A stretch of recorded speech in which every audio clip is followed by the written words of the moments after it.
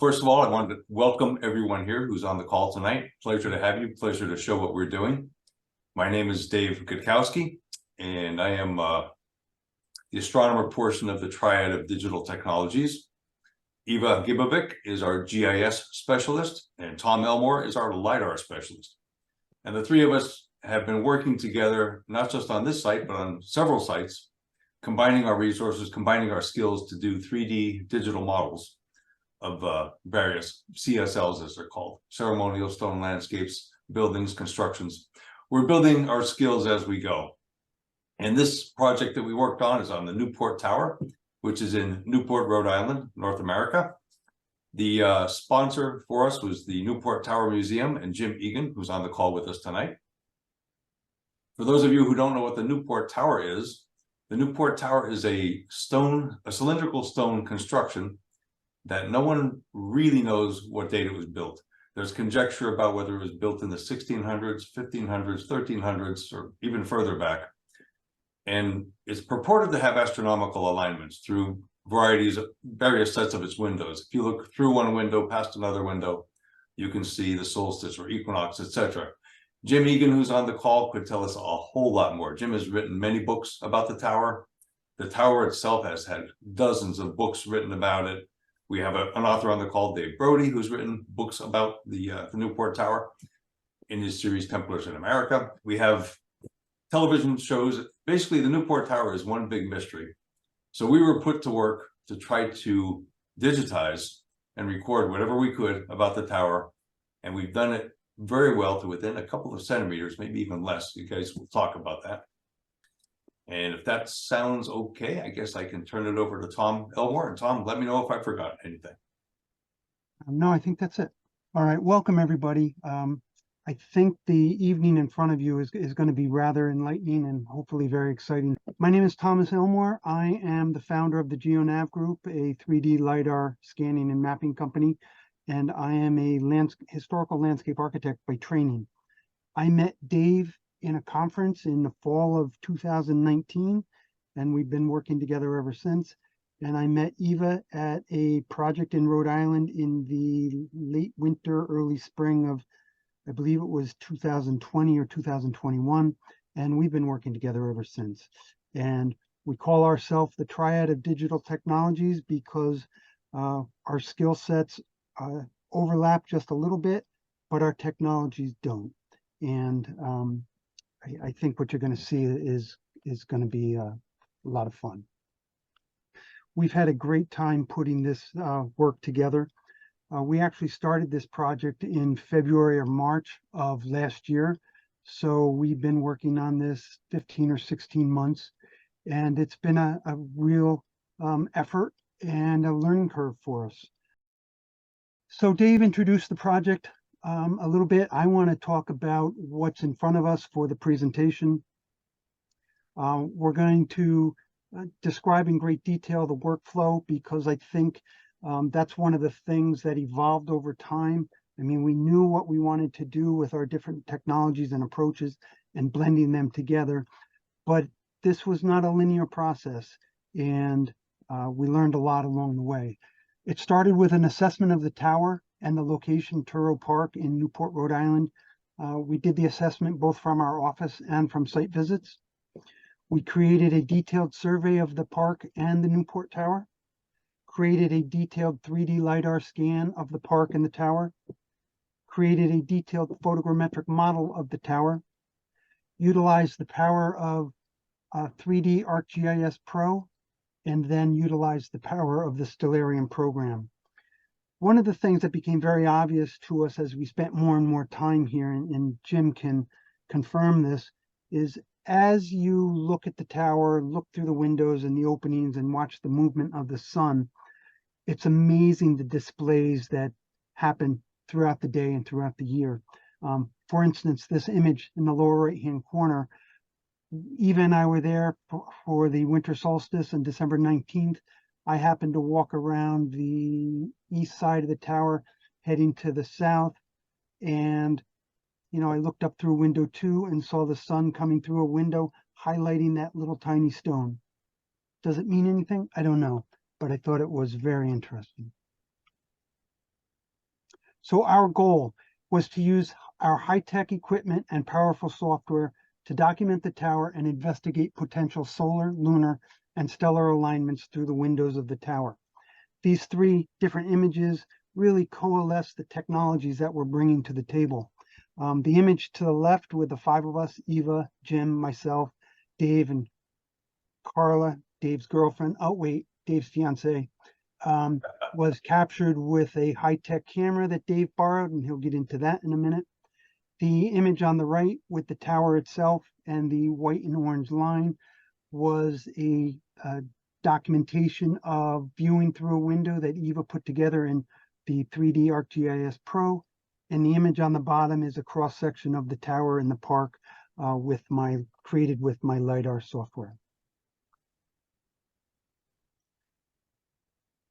So we also employed traditional technology for verification purposes. We felt it was very important to do that. The image on the left, Eva is using a tall pole looking for true north at astronomical noon.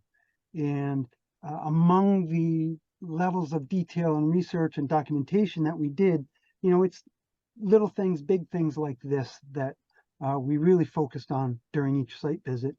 And then last winter, for the winter solstice, Eva and I went back and captured the sun through the windows there, looking from the south, from the west, location 6. Throughout the presentation, you're going to hear discussions of viewing through location or from location number X and Y and 1 and 5 and 6, and also the window numbers. And inside the tower, there are niches, there's a fireplace. And we made a decision early on to retain the location numbers and the window numbers per William Penhallow's research from 1995. And we felt that that was important to maintain continuity. So an initial project assessment, the three of us had discussed our technology and the software and how we might use it at the Newport Tower to develop accurate scientific results. And I'm pleased to say I think we succeeded in that. I made an initial phone call to Jim Egan. He was over the moon, no pun intended, about the idea. We worked it out a little bit, going back and forth, things that he wanted to see, our approach. And then we figured out that this was going to be a go, and we hit the ground running. I made an initial site visit shortly thereafter because I wanted to see the tower in person and really get a handle on accessibility and sight lines and things of that nature. And then, of course, we read William Penhallow's research paper entitled Astronomical Alignments in the Newport Tower, dated 1995, which, if you haven't seen this paper, let us know. We'll send you copies of it. It's quite technical, but it's also very enlightening. So to kickstart our fieldwork, we had discussed what is the best way to obtain accurate survey data. And we decided to hire a professional land surveyor with a piece of equipment known as total station to take and capture sub-millimeter accuracy for survey points. This is Chris. He spent the entire day with us, and he shot 219 different shots. And those shots included the corners of the park, my cones and boxes for the LiDAR registration, all of the inside and the outside corners of the windows, all of the corners of the niches, the fireplaces. We did the columns itself, the ground. We have 219 very accurate, sub-millimeter accurate survey points for the tower. And then at the same time, we did a lot of hand measurements of the tower. And again, it wasn't to verify Chris's data, but it was to use the technology that we grew up with, that we were comfortable with. And so we've actually used it a couple times to help us, but we really did rely on the initial detailed survey. So for the 3D LiDAR scanning, I scanned the entire park, which is the image on the bottom left. And the way my scanner works is it captures while I walk. So I walk back and forth in the park, about 10 to 12 feet on center. And by time I finished, this is the data set that I was able to capture. However, I also needed to capture the inside and the outside of the tower. We got special permission from the city parks department. They unlocked the gate for us twice, I believe, to access the tower and the inside, but we were strictly told to strictly not touch the tower. So we were not able to put a ladder up, lean the ladder up, and we accepted that going in. So I actually had developed a telescoping pole to put my scanner on to lift it up and down, and then I used a similar pole for the photogrammetry. So once I had the tower and the park scanned, I referenced those data sets together. Once that was completed, I geo-referenced the LiDAR to the surveyor's points, and we now have a very accurate data set in real-world points. At the end of my role of data collection and georeferencing, I exported a file out for Eva for her use in the ArcGIS Pro program. Talk a little bit about my scanner for those of you who have not seen it or been part of any of my presentations. That's me with my scanner. It's about the size of a pineapple, and I literally carry it right there at that angle. It's an accuracy of 1 to 3 centimeters, which means anything the size of the tip of your thumb, it picks up in great detail. I capture 300,000 points per second while I walk, and it averages, based on test scans that I've done, it averages 150,000 points per square meter, not including canopy overhead. The scanner captures 80 meters in every direction, which is why we were able to pick up the building fronts across the street. I chose this scanner not only for the flexibility it gave me, but it creates a colored point cloud. On top of the scanner is a sophisticated camera that gives images to help colorize the point cloud. And then because of its portability, it enables me to scan unique environments. Why bring mobile LiDAR scanning, LiDAR capabilities into ancient sites? Well, it's a fast and accurate way to document existing conditions. You capture the data in real time. You very easily create 3D digital models, and then with my software, I can do plan views, section views, elevations, and I can also make it look like I shot my data through a drone or from a drone. Since we got started in this, I've been working with another company and have figured out how to combine ground penetrating radar to my LiDAR so we can show the above ground features with the below ground anomalies. And that's very exciting for us. And then once in digital format, the use of the data, honestly, is only limited by our imagination. And then photogrammetry. One of the things I did on that initial site visit was to see if I would be able to create a detailed photogrammetric model of the tower. My concern was the fence there around the tower and its proximity and the space. But the site visit proved that it was going to work. So then I figured out how, during one of our site visits, how to take the images that I needed. The way photogrammetry works is you need a series of overlapping images. And the model that I created actually has 1,209 usable images that document the inside and the outside of the tower. I used the high-power software to merge the images together to create the 3D model. And then once that model was created, I figured out a workflow to create a 3D printed image of the tower. And so I have a big one and a small one.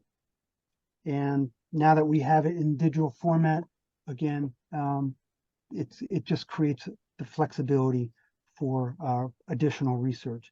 And then my software also gives me the ability to export a point cloud, which allowed me to georeference or to reference that data to the point cloud data, which you'll see in a minute.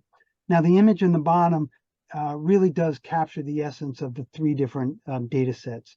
The photograph is on my computer monitor. The paper model to the left was a photogrammetric model prepared by the Scandinavian research team in the early 1990s. And according to Jim Egan, that was the model that Penhallow used for his research paper. And then the printed model to the right is from the photogrammetric data that we collected. And from that, I'm going to stop sharing this and jump into the LiDAR. Bear with me just a second.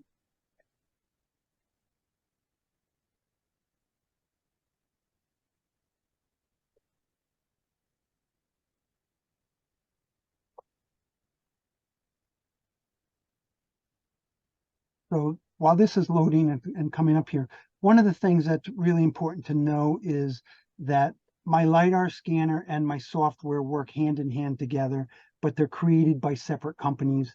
And I use both in manners that are not typically, or were not typically anticipated by the manufacturer. So getting started here. This is an aerial view of the tower looking straight down, and I can pan out.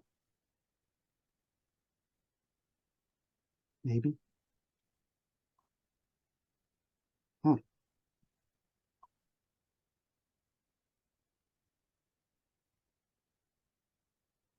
There we go.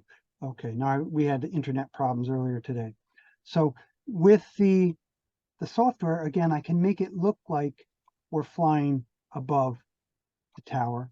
We can come down to eye level, walk down the sidewalk, and approach the tower. So the LiDAR, it's a fantastic tool. The scanner, I love it. And it really does provide an incredible opportunity to research these types of features. But one of the things that the software allows me to do is once I classify all the different points, I can turn things on and off. So for instance, I can turn off the vegetation. I can turn off the features across the road. Now, let me just find them here. Bear with me. The buildings, there we go. And give us just the tower and the park. If I turn those back on for a second, I talked about the cross section that you saw earlier, and honestly, this is how easy it is to set this up.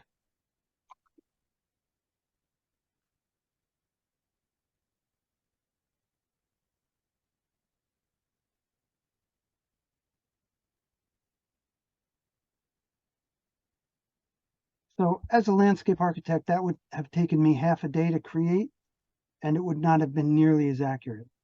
And, in 15 seconds, I can set it up. But what's really cool is because of the photogrammetric model, I can change out the data sets here, and we'll zoom in on the tower so you can see what the difference is. So that's the LiDAR portion of the tower. But if I put on the photogrammetric point cloud, look at that detail. It's not photographic, but it's pretty darn close.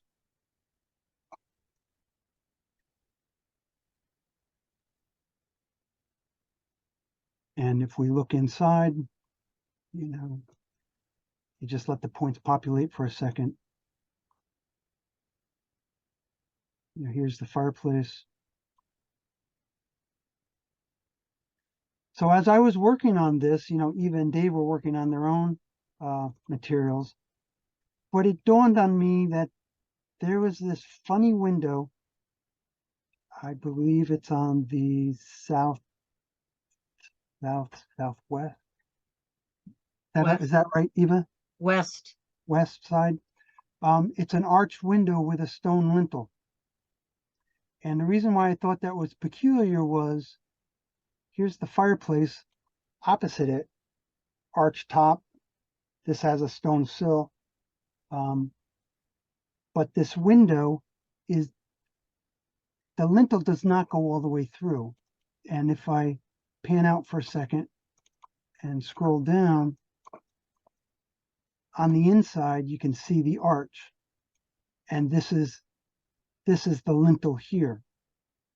So using the software again, by classifying different bits, I classified this portion of the lintel and the arch, and if I turn that off, I believe that lintel was added later, only on visual inspection. I have nothing else to base it on. However, it absolutely mimics the fireplace on the far side of the tower. So whether that's a true assessment or not, I can't tell you, but I can turn things on and off and have a different look at the tower. The other thing I wanted to show here and to set up Eva and Dave is you're going to hear a lot about viewing locations. And so location 1 is in this direction, looking through windows in this direction. Location 5, if I have this correct, is from here, looking in this direction. And then location 6 is from down here at the curb, looking in this direction. And again, we maintain continuity from Penhollow's research paper. So, let me show you one more thing before I just pass it on to Eva. By taking a quick cross-section of the tower, we could very easily study the windows and the niches. And if you can see here, this is the inside of the stone tower. This is the outside of the stone tower. And you're not looking at the inside of the stones, but rather the outside. It's just the way the photogrammetry software works. But, this shows it up as hollow so that we can see the stone, where the stone structures are for the windows. And then the last thing I want to say is the windows all have sloping sides. All of the insides are sloping, which in hindsight gives us the ability to look through windows at much sharper angles other than the ones that are straight across. For instance, we can look through that one because this side of this window is angled. See the angle? We line it up with this window and you can see through to the sky, the daylight in the distance. So I think with that, I will stop sharing and let Eva take it from here. Thanks, Tom. My name is Eva Gibovic. Here you're seeing ArcGIS. GIS has a range of tools that allow us to see and analyze data. Here we're looking down at the Newport Tower, much as you would at Google Earth. On the right side of the screen, you'll see the contents layer, and these are all different layers that can be turned on and off within GIS. For example, I can turn on the compass rose. This is a layer that I've created to show the directions 10 miles out from the tower. And I could draw them in any length, but I've decided to do it in 10 miles. Now, if I zoom in to Tom's model from here,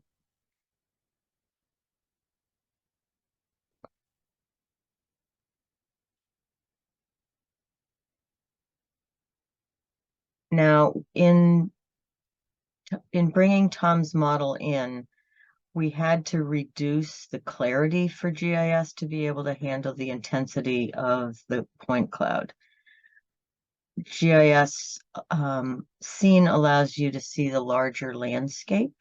This layer is a much clearer layer of the Newport Tower area as you're zooming in. And one of the things that we didn't use as much in this project, but do in others, is the fact that you can see the larger landscape and possible alignments. Turn off the compass rose. For this project, as Tom mentioned, we were working with a surveyor using a total station so that we could precisely map Tom's LiDAR onto the ground. Typically, surveyor points, a survey gets you a piece of paper, but survey data can also be visualized in 3D and ArcGIS. It's a bit of a process. We asked the surveyor to get the data directly from the total station so that we could plot the points in GIS. And this is what we got. We got 219 points, lines of text that look like this. And from there, I turned it into layers in GIS. So going back.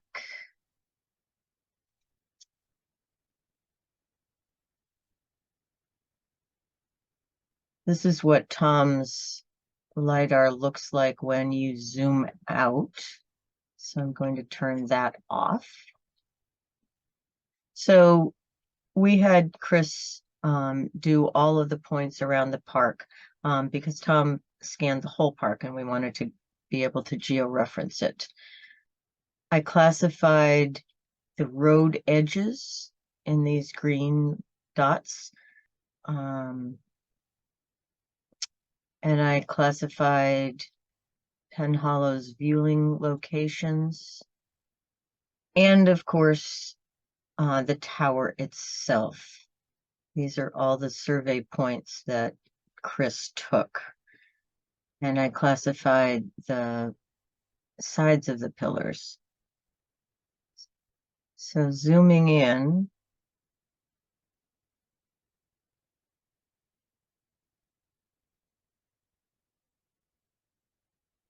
you can see all the points of the tower. Now, of course, what we were really interested in were the windows. And so these I color-coded as well. And we had Chris take the inside and the outside windows of the windows, but I'm only showing the outsides at this point. It gets confusing a little bit with all the points.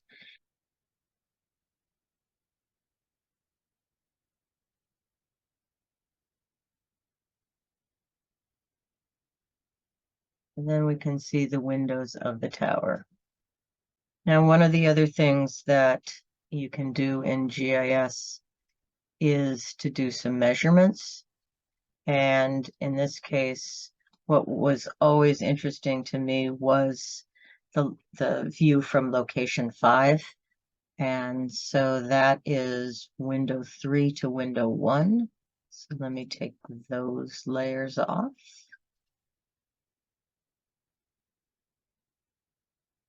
Here's the measuring tool, and it's going to show up in the top left-hand corner here. And there will be, as we draw the line here, if you look in the path net 0,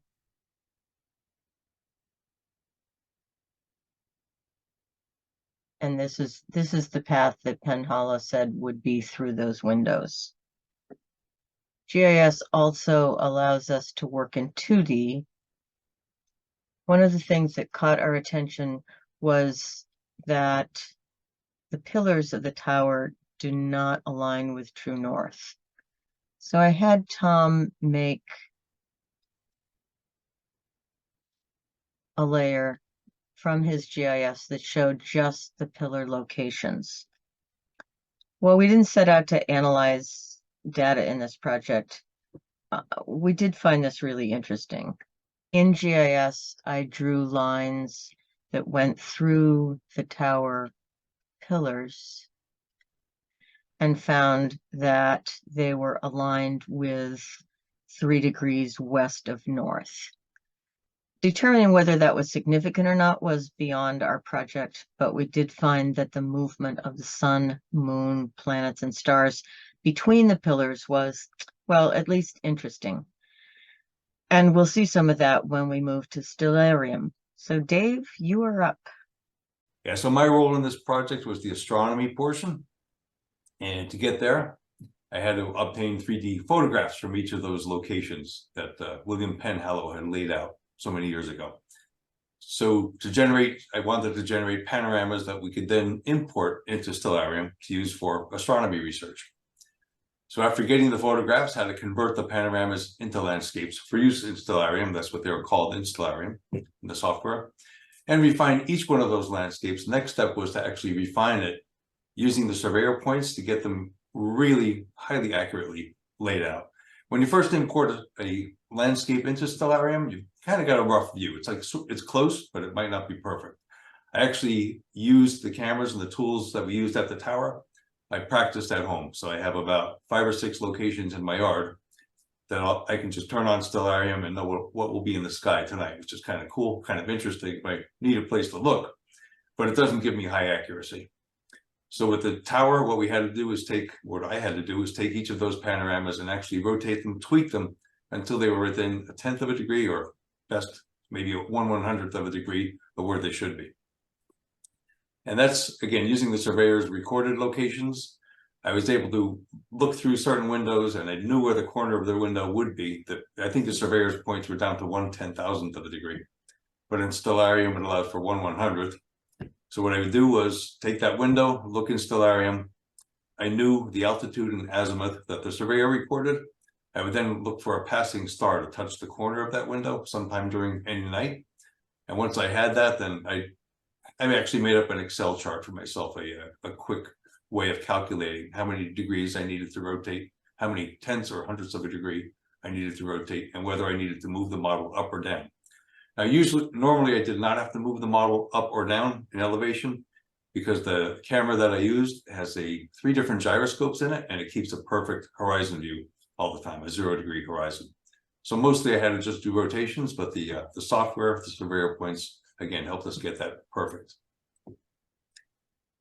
Move it again. Now the workflow with the Penhallow panoramas, again, we had to review William Penhallow's paper and determine the precise positions, that was Eva's job, the GIS points. And from that GIS information we actually set down cones. We weren't allowed to mark the ground in any way or put in markers. So we just set orange cones out where those locations were. And that's where I would set up my tripod. I had a nice high quality tripod to mount the camera on. I used the InstaPro 360 panoramic camera, which has 6 lenses around it. Looks like a nice hexagonal eye. And that was loaned to us by Colgate University, Joe Aiken, the planetarium director and chief astronomer for Colgate. He had invited us to come up just, I think, about a month or 2 before, related to another conference that he was hosting. He invited the 3 of us to come up and visit the planetarium and talk about that conference. And in the meantime, when we told him what we were doing, he loaned us some really nice gear. So that was super helpful. To show you what that looked like, the tools for creating the panoramas. On the left is a sketch from Penhallow's paper that shows the tower looking down and shows a variety of lines that you can see on there. It's just you'd have to read the whole paper to get all the information out of that. And on the right hand side is the InstaPro 360 camera that we borrowed to do the shots. Now that InstaPro camera again takes one instantly. I use my cell phone, set it up, connect it to the camera. We were able to put the camera on a tripod, walk away, hide behind trees, etc. Press a button on my phone and instantly get a full 360-degree spherical panorama, ground to sky, 360 degrees around. It was fantastic. And this is what the camera looked like at location 1, Penhallow location 1. Tower's fairly close by here. Snapped the picture there that day. I think it was April 13th, 2021. And that was the image that the panoramic camera captured. Now this is a 2-dimensional shot, 2-dimensional view of it. If you could picture what the Earth would look like, we've seen projections, a map of the whole surface of the Earth. The Earth is a sphere, but the map is a flat piece. And this is pretty much what this is. This is a spherical photo on a flat surface. To see what the actual photo looks like in a 3D thing, I've got this viewer that lets me look at a panorama. Again, that image that I just showed you previously, that was flat. This one lets us rotate and move around in any direction and see what the camera would see from where it was on a tripod. The camera tripod can also be seen if we scroll down to the base. You can actually see the tripod in my notes. I'm not going to bother to scroll back to show you where Carla and I were hiding. Tom and Eva were behind one of these columns. But with this, from location one, the thing we were interested in, were these two windows, kind of in the center here. There's a very small view. There's a big view through the front window. There's a rear window that's tighter. And Penhallow had said that equinox sun would pass through this window on autumnal and vernal equinox. So that's what we were out to investigate. So this is location 6. It's a lot further down the hill, but the tower is much further in the distance. Now with this panoramic camera, it gives a nice 360-degree spherical image, but it doesn't capture a lot of detail further out. So we had to use a lot of field photographs to fill in some of the detail on the tower. But what we're after here, we move a little bit to the right, is this little window opening here. And that's actually looking through 2 separate windows. You can see the sky beyond it. And according to Penhallow, you'd be able to see a winter solstice sunrise come up through there. Now, part of the problem with this image is that in current times, there's a light pole here, kind of a lot of trees alongside of the tower. So I had a lot of cleaning up to do. So that's the view of location 6. You got that, guys? You good? Yep. Okay. So that's it with the light pole in the way and the trees. So I had to take a lot of our field photos that day, zoom in just on the tower, clip the tower out in Photoshop, and then use some of our field photographs to fill in the detail, what was missing behind the tower, or behind the light pole, what was missing behind the trees. Had to do a lot of adjusting. This is just 2 of about probably 10 or 20 images I had to use. Get everything together, cleaned up, and now we have a view of what the tower may have looked like. There's still a few tree branches on the right side, but at least we've got the exact shape. There's no light pole in the way, and you can see clearly through this window. Now, the reason that's all blued out behind it too, the original image looks like this. It's got the trees, it's got buildings, a statue, etc. in the way, things that wouldn't have been there when this tower was first built. So I had to clip out everything that was above the horizon. Again, I used the 0-degree horizon built into the camera, snipped out the horizon and snipped out the sky, dropped in that cleaned up tower, and that's what that looks like. Cool. So we've got a really nice view of what the tower may have looked like. Now there's still a park bench and sidewalks that would not have been there, but at least we've got the horizon, we've got the tower in there, and we've got that opening in the window. Now to put this all, I had to do this for all 6 locations we actually studied originally. We worked it down to 3 because it was quite a bit of work to do this. My job in Stellarium was to import those panoramas, process them each into a landscape for Stellarium, and as I said before, refine the position of each landscape in Stellarium to match up with the surveyor's measurements. So this is another, besides using surveyor's marks, what I like to actually have my hands on is an actual photograph of the sun, moon, star, some celestial object close to the horizon, because that will let me actually rotate the Stellarium panorama landscape into position. So this was a photograph taken after we had done our work by Tom Elmore. Tom was up there with Eva that day.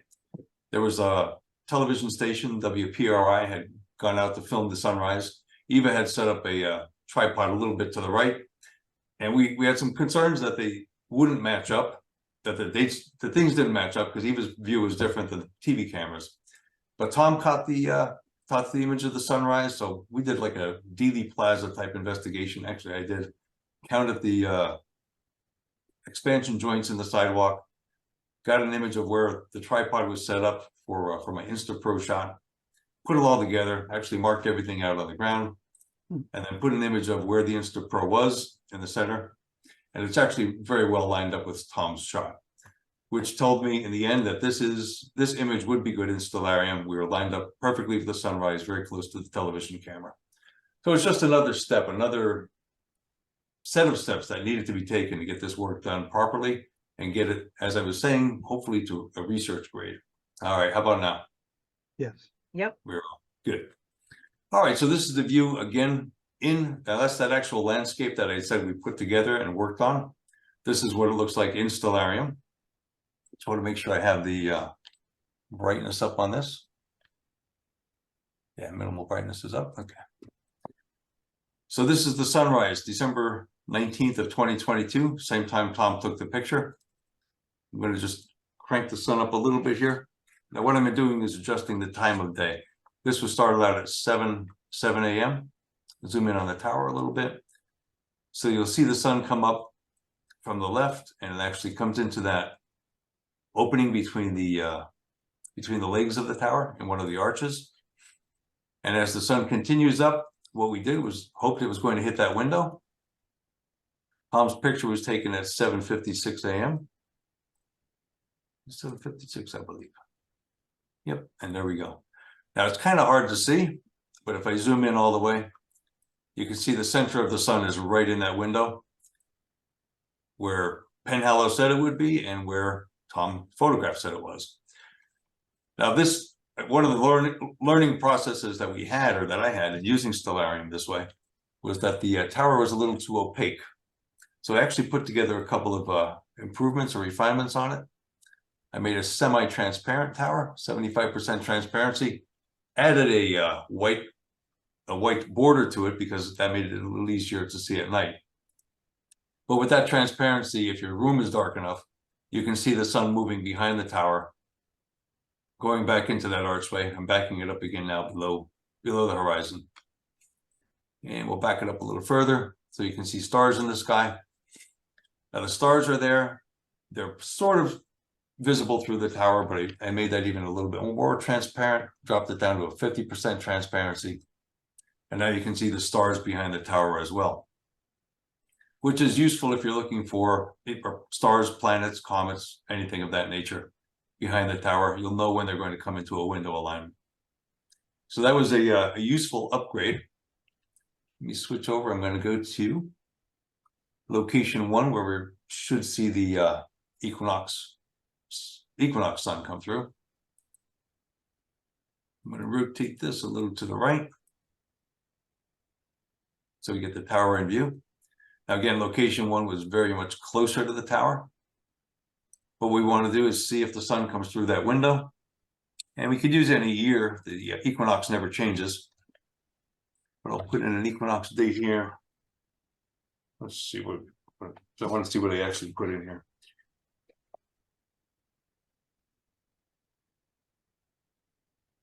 The sun's up in the sky coming down.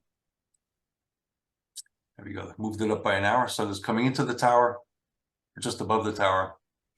And I'll move it ahead minute by minute. You'll see us heading toward that window. And if all goes well, there we go. The sun does come right into that window. And that was on March 21st. The equinox dates shift a little bit. I can actually set up Stellarium to show where the equinox would line up, but that's on March 20th.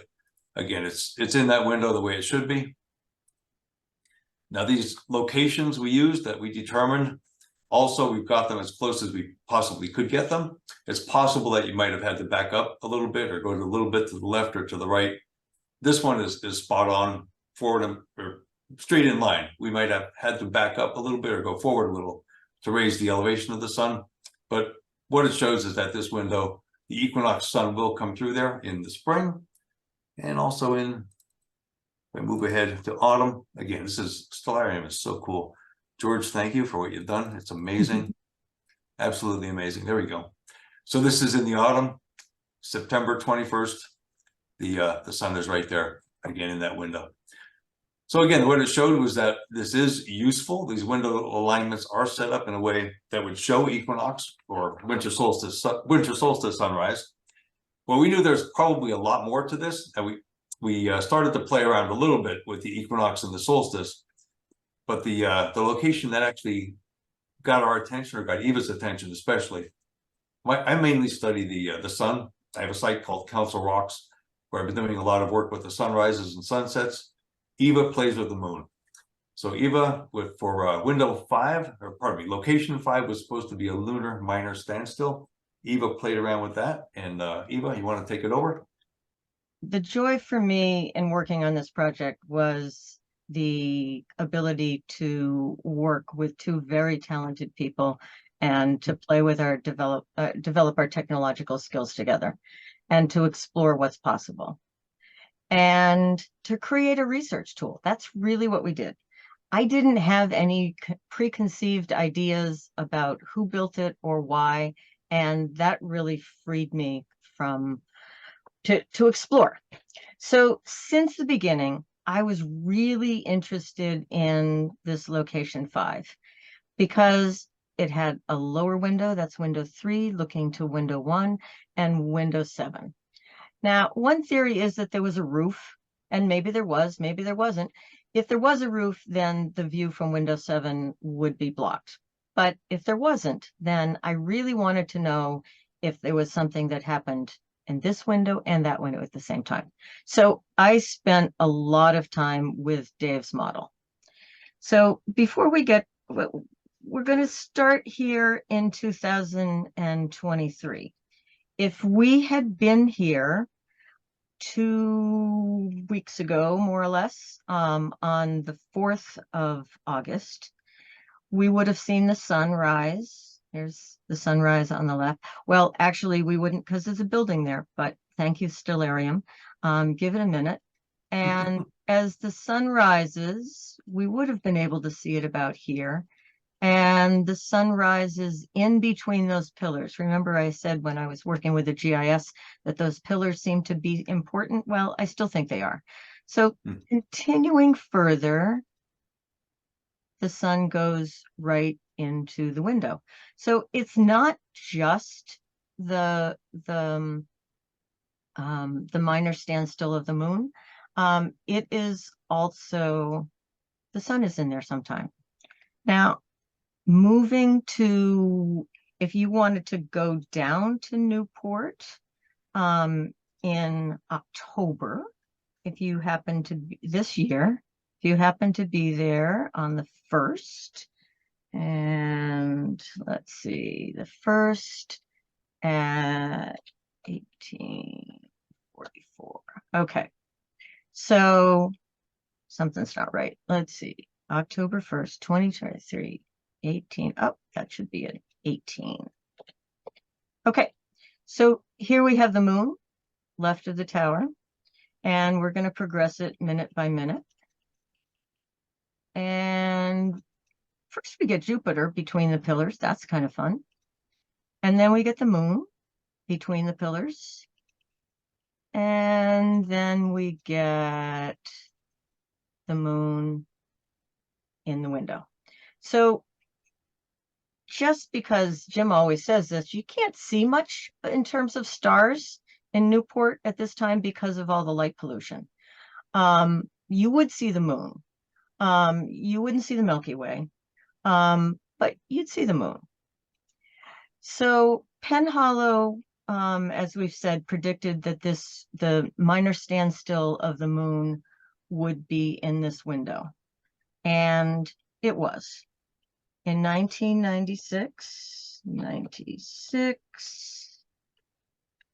on December 25th, and 1732, we have the moon down here. It's kind of full.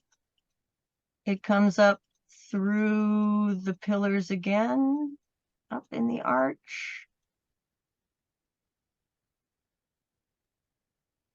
And there it is.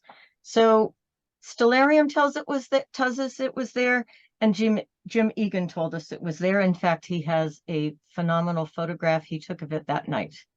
I've heard some other stories about maybe falling off a ladder or something, but we won't go into that now. But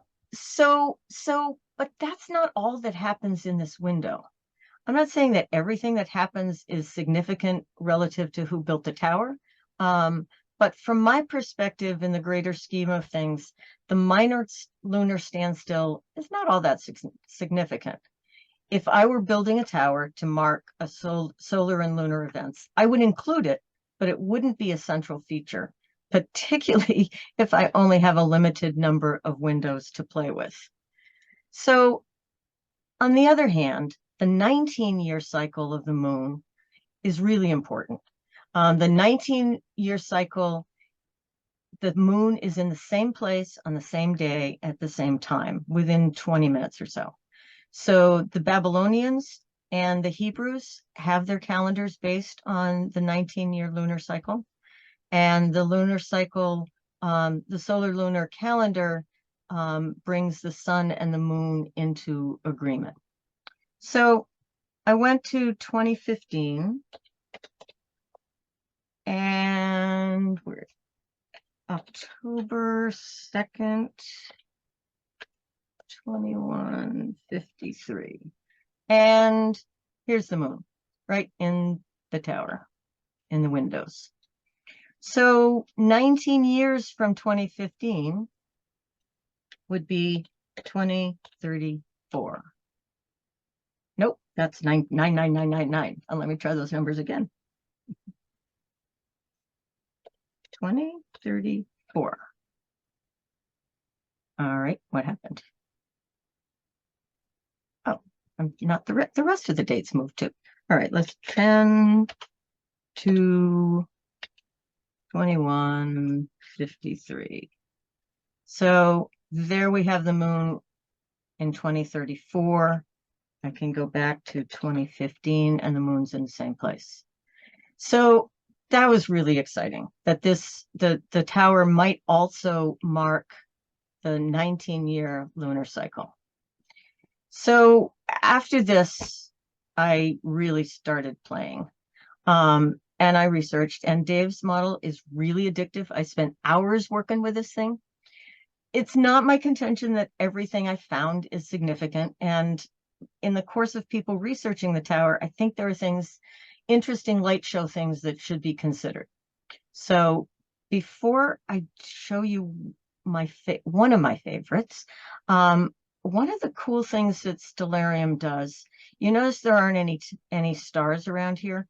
Well, in Newport right now, you wouldn't see any stars because of the light pollution. But in Stellarium, you can go to the sky viewing options.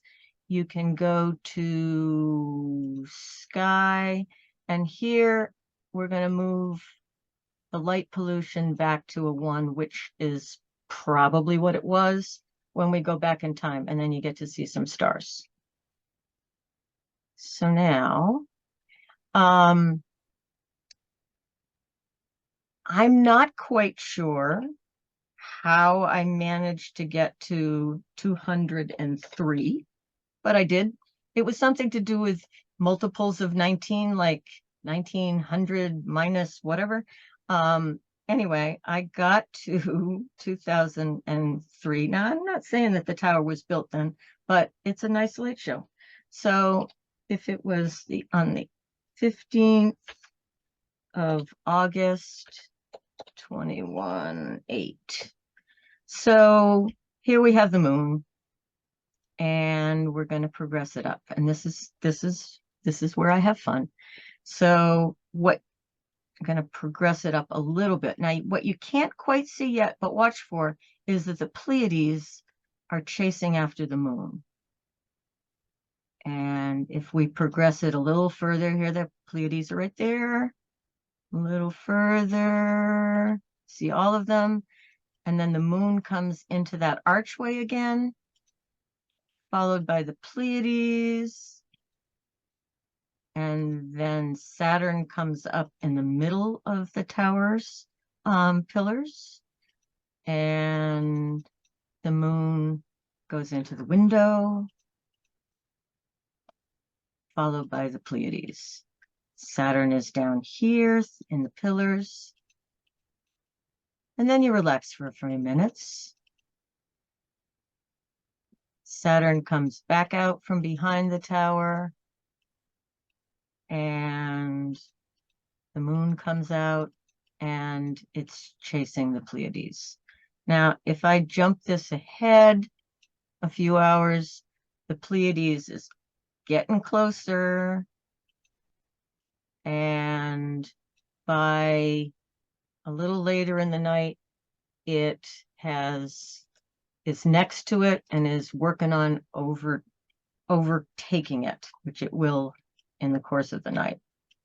Now, a little later in the night, well, actually in the morning, at 3:30, one of the very cool things about this time is that you get to see Mercury.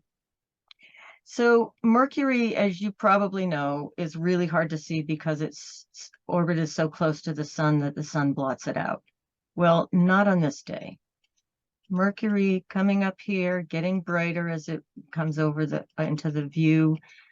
Mercury is in the sky for about 30 minutes before the sun starts to blot it out as it goes behind the window, the tower.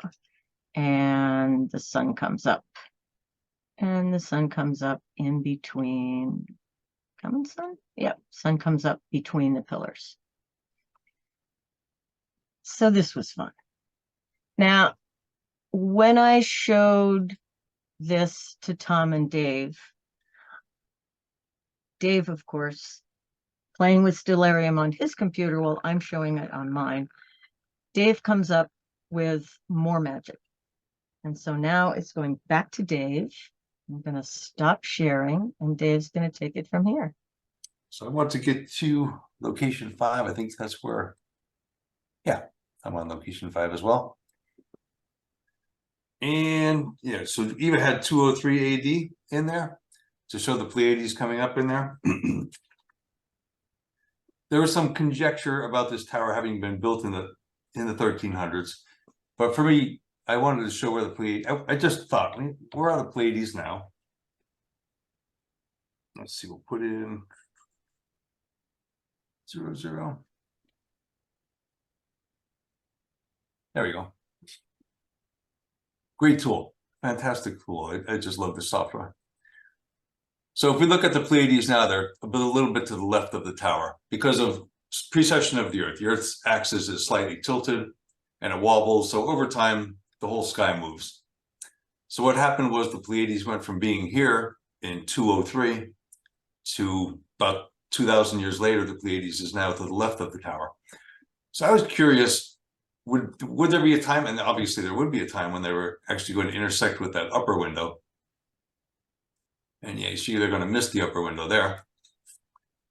But there had to be a time when they would intersect with that window. And I was looking at the angle and we just started playing around. We were on a Zoom call one night. I said, well, maybe it's somewhere in between. So I typed in 1100 AD. And let's see, I've got a couple of notes here to go by. Yep. 1188. You have year 811, not 1100. Oh, you're right. Not 1100. Let's change that. Yeah. There you go. Heat strokes. It's crazy. Thank you for the correction. Yep. Yeah, the Milky Way we had fun with too, which is something, again, you would never see in Newport right now. But when this was built and there were no streetlights, you would see it.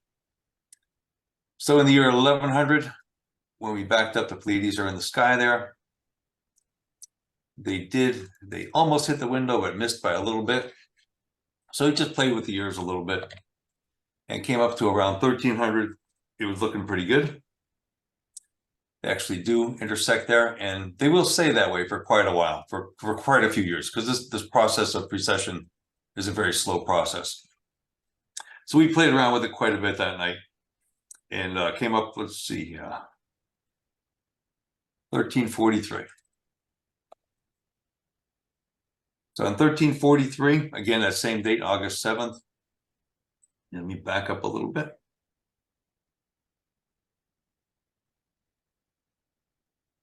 Yeah, so the Pleiades comes right into the tower at that time in 1343. And if we go forward on the calendar, I wanted to see if there would be any time when things were aligning up. Now I noticed that Mars was just a little bit to the right of Pleiades on that night. Kept going forward in time to see when Mars might line up underneath it. It was about on on the 20th of August. So backing up the calendar at that time. And I don't know if this tower was here in 1343, but if it was, Mars would have been in the lower window while the Pleiades was in the upper window. Now, I know there's some conjecture about the Templars building this. I think Jim had said that the date was maybe 1398. I know the Templars were kicked out of France in 1307. So who knows? Again, we're not out to prove anything. We're just looking at what we can find by playing with the dates here. So that was Mars and the Pleiades. If we back this up from August 20th, Which made me very happy to have something in the top window and the bottom window. Thank you. Right? Yeah. They were Eva was so curious about that. So it was kind of really, really fun to play with it. And here the Pleiades shows up in the top window at 16 minutes after 11 p.m. In 1343 on August 12th. And just a few minutes later, the moon is in that window as well. So this gave us, just a few things to play with, showing what could happen. And that's the beauty of this tool. The beauty of Stellarium is that you can type in any date, anytime. You don't have to worry about clouds, light pollution, anything. You can actually see what would happen thousands of years ago or thousands of years ahead from now. And in this case, we're just working for a few hundred years. But our hope is that the tools that we've put together between the LiDAR, the GPR, and everything else, and the Stellarium especially, people will be able to play with it and find things that have not yet even been thought of. When Penhallow did his work, he was using a pen and paper and a calculator, or maybe a slide rule even, and coming up with the things that way. Now we're able to do it on the fly because of the software that, again, thank you, George, for developing and co-developing the software. It's absolutely amazing. It's beautiful for this kind of work. And before, we're probably going to turn it over soon for questions, but I wanted to show one more cool thing that Eva found. Is this, we want to go to location 6 here. Again, so nice to be able to just switch around too. Pick a spot you want to see from. And there you go. Ooh, lost the tower. There you go. There it is over there. This is why it's outlined in white, by the way. Can see it in white a lot better than in without when it's all blacked out. But in 1925, on January 1st, January 24th, 7 in the morning, the sun was just about to come up under the tower. And Eva and I, curiously, independently of one another, both started playing around with this. So here is the sun coming up, but just ahead of the sun is the moon. So for anybody that knows what happens when the sun and the moon get together, you know what you're about to see. So in 1925, on January 24th, the sun and the moon came up together, went behind the tower, traveling together and getting closer and closer. I'm going to zoom in on that sun. I just want to zero in on the sun. And yes, we can actually track an object in the sky. So now the tower is moving, and as you see, just as they're about to break over the top of the tower back in 1925, and we know it was there then. There's no doubt that the tower was there. But the moon takes over the sun. And I think we have to go up till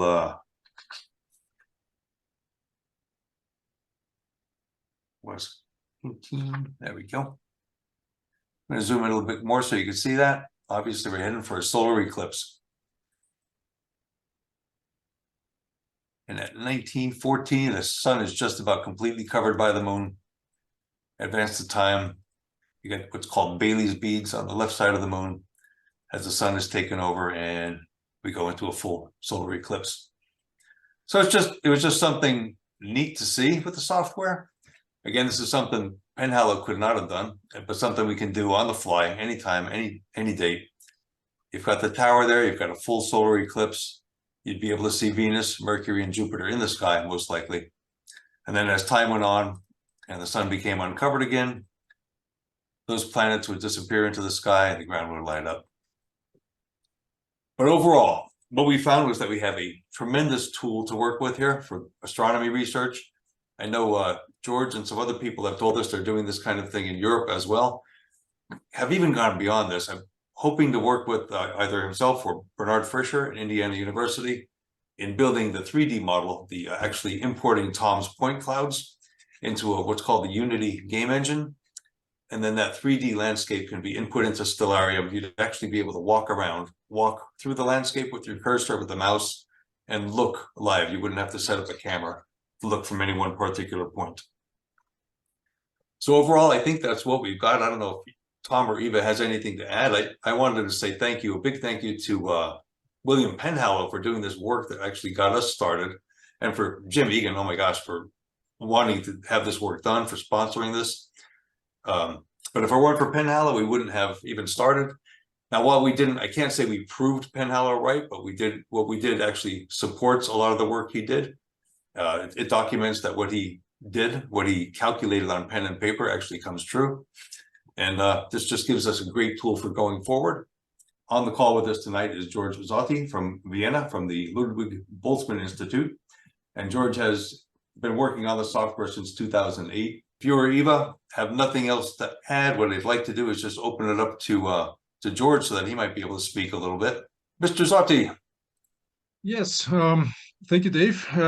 It was a pretty interesting work that you have done. Also, the surveys by Tom Elmore, the LiDAR investigation is pretty nice, and especially also the photogrammetric model that you have done is already almost ready to be included in Interstellarium as a 3D model. So as soon as you have a meshed model, I cannot load a point cloud into Stellarium, but I can load a meshed model into Stellarium in the OBJ format directly. Oh, that's phenomenal. Wow. That's so exciting. Thank you. In addition, my question, maybe I missed some line.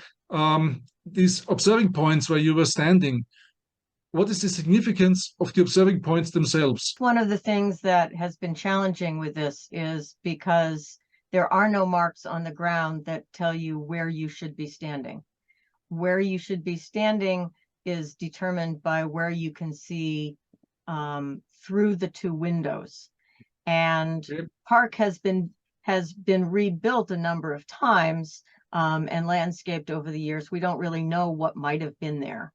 And that's some of the problems with the other locations that Penhallow laid out, is that some of them you might have an alignment that he suggested, but you'd have to climb up on a ladder to see it, which doesn't seem like what it would be. So it is one of the problems with a feature like this in a park. George, I think I understood your question differently. I think the locations that we chose and focused on were pre-established by that gentleman, Penhallow. And so we were using those as our field locations to confirm his longhand data and conclusions with our technology and our software. So that's how we chose those locations. Okay, yeah, well, that's a first important step, of course, for doing investigations, is checking what other people have done previously. So it's a first good starting point. And now I again understood how you found, or how how this person found his spots by looking through two aligned windows. The question is how this would have been established, how this would have been constructed. That's the big question. There is. Yeah, with the sloping windows, it seems to have been designed for observing through the windows. But again, there's just so much more work to do for whoever wishes to pursue it. You know, we put together what we can put together, and I'm sure it'll be used for many years to come. Yep. And did I understand it right? You think the tower was built in the 14th century by Europeans? That there are many theories, and Jim Egan would be willing to talk for a few hours on that if we gave him the opportunity. He's the one who's studied it the most. And that was beyond what we were trying to do. We were trying to create the research model using the technology we had. There are several contributions which are, I think, unique. You don't find this software anywhere. You don't find these features in any other software. No. Right. I can't say enough about it. I love it. George, thank you so much. This has been wonderful having your input and your suggestions. So appreciate it very much. Very much. Looks like Jim's ready to say something. I'm just so excited about what the three amigos have done here. You guys have changed the whole course of the study of the tower. I wanted to mention to the inventor, brilliant job, that your information of saying you're being able to see the shadows in this 3D model is very exciting, because Professor Penhallow was giving a lecture here one time 20 years ago, and he said the interior of that tower probably acted as a camera obscura solar disk calendar room.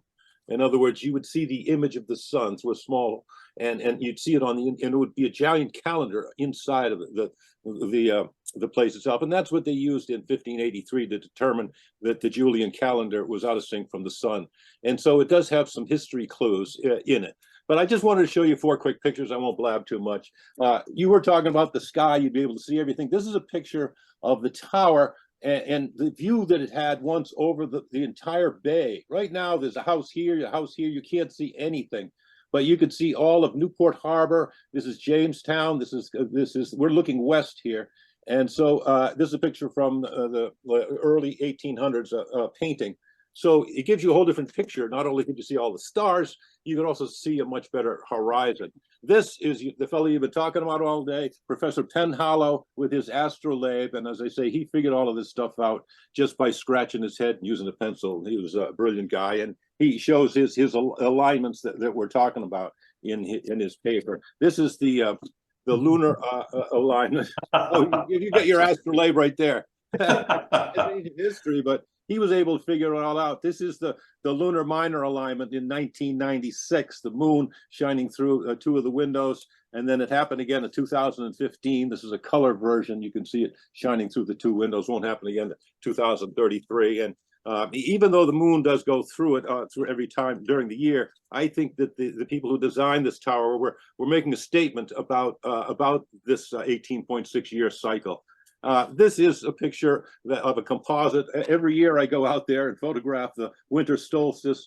We've had, last year we had 90 people, and we've had over 1,000 people have viewed it over the last 10 years. So it works. It works. And so what Penhallow discovered, what I photographed, and what you guys have all reinforced here, that this building is very special, but it doesn't get any closer really to figuring out who built the tower. But the point I wanted to make was that you know, we in our modern days, we are measurers, we are quantifiers, we are computer, we're figures and such. But back in olden days, they were into the quality of things, not necessarily the quantity or measurements. And so the idea that this tower is about is it's connecting heaven with earth. And that's what Stellarium does with your LiDAR and your GPS. You've connected all of these things. This is a summary I put together of what you guys did. You got GIS and GPS to get the position, you got the LiDAR, and then you got Stellarium in the background, and then this is the ground penetrating radar. So the whole thing gives us a really unique picture of the tower.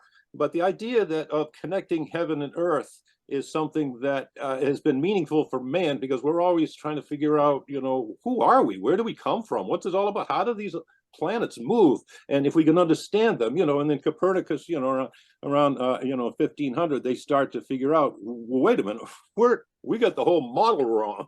So we're continuously learning and understanding. But I think that this tower, the history of the tower, once we find out exactly, and I let everybody have their own theories about who built the tower. I particularly think it was built by the Elizabethans in 1583. This guy by the name of John Dee was a great astronomer. But I want to get into his whole story. But the idea of connecting heaven with earth, it was something we will shed light not only on history, where we've been, but also in our future, and learn out who we are. So you guys have made a broad step today by connecting heaven and earth through measurements, and I applaud you. That's all. Three amigos. Questions? Hello, Dave. Can you hear me? Yes, Bernie Fisher. I'm How are you? Bernie Fisher. Bernie Fisher, talking to you from Bloomington, Indiana. It was all very impressive, and nice to see and hear Georg Zotti, my old friend again. But I wanted to point out on this tower that I suppose any parallel you might find of such a similar thing around the world could, you know, add confidence in some way that, yeah, this is a kind of thing that people occasionally think of doing with towers and the sky. And I wrote an article about a tower called with the modern name Roccabruna at Hadrian's Villa, where we were able to establish that one of the windows that also had sort of canted sides, an unusual design, was designed to focus the setting sun and cast it onto a cult statue inside the rotunda of that tower on the at sunset on the summer solstice. in the period of the Emperor Hadrian. And we used stellarium for that, of course. And that was about 10, 12 years ago. So there's another tower for you. There were some other slots in the tower. We could never figure out what they were for. So maybe you've opened up some ideas here for us to explore and sort of projecting them back to our tower. Lucky thing about our tower is we could date it very precisely because the Romans used brick stamps and with the year of the consuls. And so you can be accurate to plus or minus a year or two with a Roman building if you're lucky to find the brick stamps. And in this case, we were. So that helps a lot if you know the culture and the period you're dealing with. Yeah, for sure. But that is a parallel for you of exactly this kind of thing. Right. And Bernie, I really I'm so glad you're here. Thank you for coming on. I know we connected on academia.edu a few years ago, and you are the person who put me in touch with George Zotti and John Philwalk a while back. Your work on Rome Reborn, oh my God. I was telling my friends here, Eva and Tom, I said, I feel like we're drawing with stick figures compared to what you've done with Rome. It's absolutely amazing. Anybody on the call, just Google Rome Reborn, Bernie Fisher. Holy cow. It's just amazing what that gentleman has done with 3D work and even with the art, the sculptures, etc. It's fantastic. Thank you, Bernie. Anybody else got some questions for you that or for us that we missed in the chat? My name's Todd Flagger. I'm over here in Fleischman's, New York. I'm the New York coordinator for NERA. I've been observing at my site here, and there's one thing that I saw, and that's looking at stellarium just on the web site. I don't have the actual program, but I'm looking back and over the years, and I see that back on like 1900 BC, straight overhead at my location was the star Arcturus. And it appears to have an alignment with like one of the monuments that I have here, or possibly more than one. But I'm curious, if you went into the center of that tower, you lay down on your back and you look straight up. Throughout the years, I think you would see different things. Like currently on the spring equinox, you would probably see the Big Dipper. But looking back through the years, laying down inside there, you basically have a channel or a wall, or basically you'd be inside a telescope looking straight up into that nighttime sky. And curious what would be straight overhead throughout, that the eras. Todd, I think your point is well taken that, everybody brings different ideas for research based on experience and suggestions. And, our goal is that this is a research tool. And, on this site, on any site, it really is never ending because people are going to bring different experiences and knowledge and capabilities to a research project. Anybody else got some questions for you that or for us that we missed in the chat? All right, hearing none, I think I'll bring this to a closure. So Eva, Dave, thank you very much. Jim, thank you for allowing us to do this. We thoroughly enjoyed it, and I hope everybody enjoyed this evening's presentation. So thank you, everybody. Good night. Thank you. Good Thank you night. all. All right, good night. Right.